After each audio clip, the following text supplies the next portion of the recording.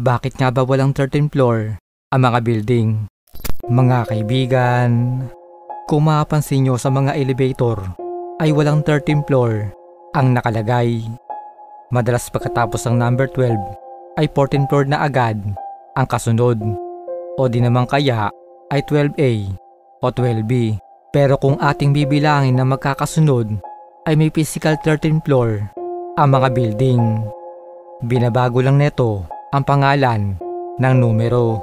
Nagsimula ang paniniwalang to sa Western culture na kung saan naniniwala sila na ang number 13 ay may kakambal na kamalasan.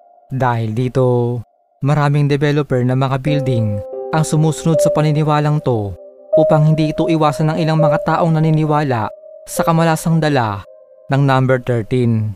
Ikaw kaibigan, nakakita ka na ba ng building na walang 13th floor?